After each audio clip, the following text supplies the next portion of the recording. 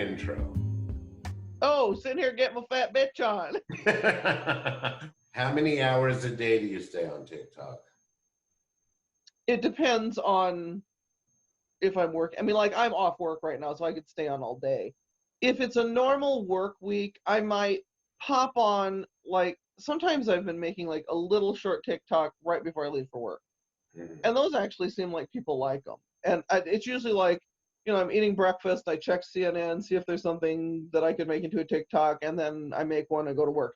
Well, we have a social media guidelines at work, so during lunch, I can check my phone, I can look at TikToks, I could look at Facebook, but they don't want you posting anything. So I won't be on TikTok until I get home, so I'd be on probably a couple hours. And how many posts a day are you averaging?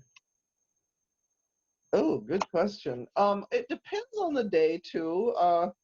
Let's see. I've had over 1,200 posts. Divided by. So like today I've done 1, 2, 7. What I'm hoping TikTok actually does is becomes a competitor to YouTube. Because if they expanded the platform and had more features in, you know, like right now the direct message system is pretty awkward. You can't like go through your block list very easily. There's certain things that are fairly awkward. And if you have something like, you know, a singer who wants to premiere a song, you can't do it on TikTok. There's not enough time. There's not enough time to do a whole song. But you see a lot of performers premiering songs on YouTube. Right. But unless they expand the time, you're never going to have that. I think TikTok actually will do that because they've got such a large following right now, and there really isn't much competition for YouTube. No, because you know, I think Facebook is douche central. Oh, it is. Ugh. There's a couple groups. There's like a group of girls that I know from high school.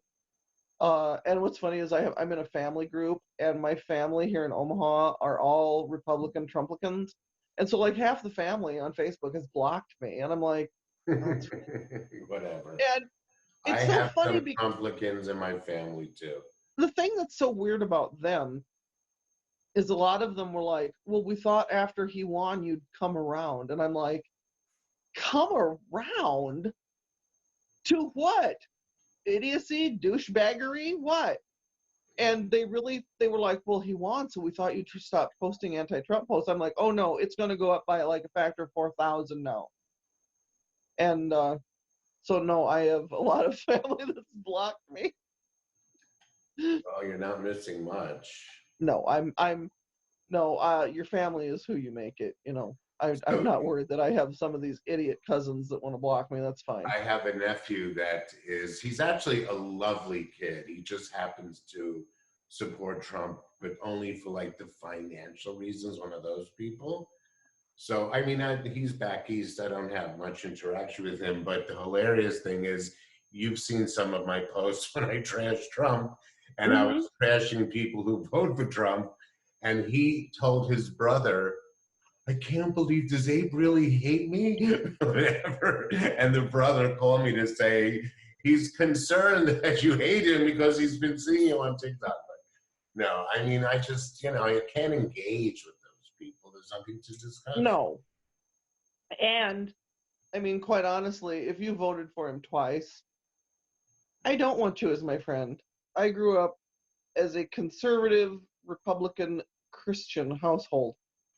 So here I ended up, a liberal witch. And, but so I've and then when I moved to Minnesota, I started working in social justice. I worked in social justice groups up in Minnesota starting in my 20s.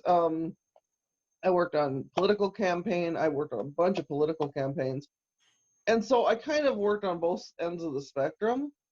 And I don't think the far, far left or the far, far right, I don't think there's much difference. I think they're both kind of crazy. Definitely. And we had a we had Jesse Ventura, the wrestler, In run for Minnesota, governor in yeah, Minnesota. And there were actually 3 people running at the time, and it was sort of like the same people split their vote, and Jesse Ventura became our governor. I was like, oh fuck. And he was like Donald Trump Jr. light, Donald Trump light. He was a moron. He was an absolute yeah. moron. And when Trump was running, I'm like, oh my God, it's going to be Jesse Ventura all over again. And it has been. I mean, Jesse Ventura came out with his own doll. I'm like, oh, While he was in office. yes, there was a Jesse Ventura doll. So wait, you And mentioned that you were a witch. Is that something that's like something that you study and you kind of practice, or is that something you're willing to just get a chit chat about? sure.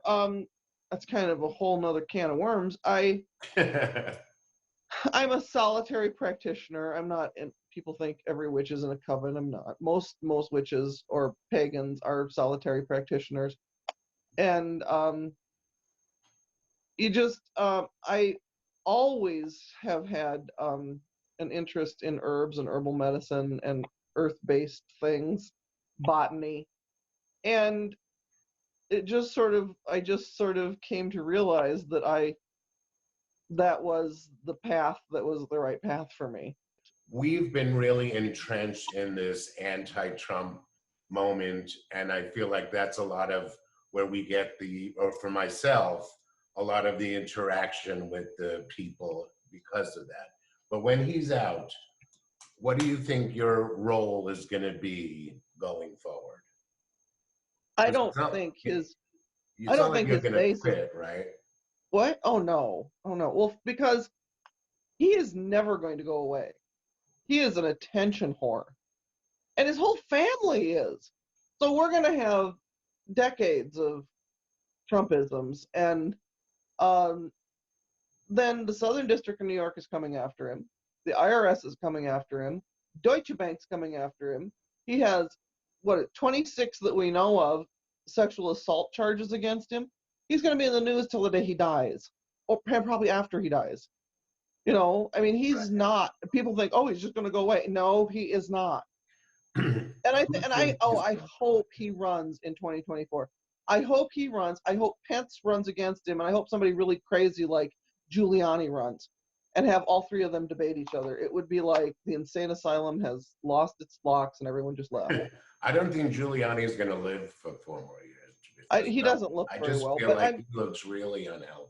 But I think what would be hysterical is to have him and Pence both try to run in 2024, because I don't think, because I grew up Republican, I would imagine right now, behind the scenes, the Republicans are trying to find some young, handsome, white guy with good hair that they can groom for 2024, whatever senator that might be.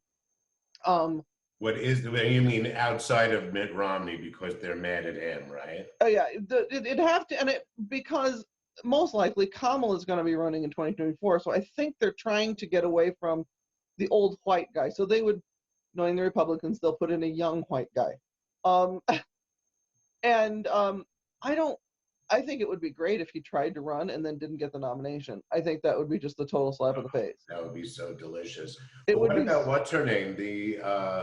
She was the head of the UN. What's her name? The Republican woman. Oh, I know who you're talking about.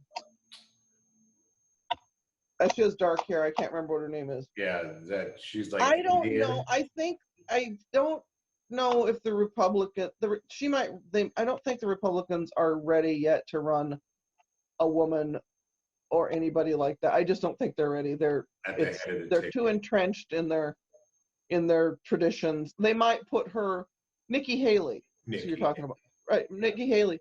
They might put her on as a vice president. But I don't know who they would be grooming. But because I think we're going to end up almost with 3 parties. I think we're going to end up with Democrats, Republicans, and Trumpkins, because I don't think his base is a cult, and they are not. There is nothing. If by this time they still like him, there is nothing he could do that would change their minds. There really isn't. I mean, the thing about that 70-something million people is that, look, if Biden puts in a couple of programs that benefit them, Hmm.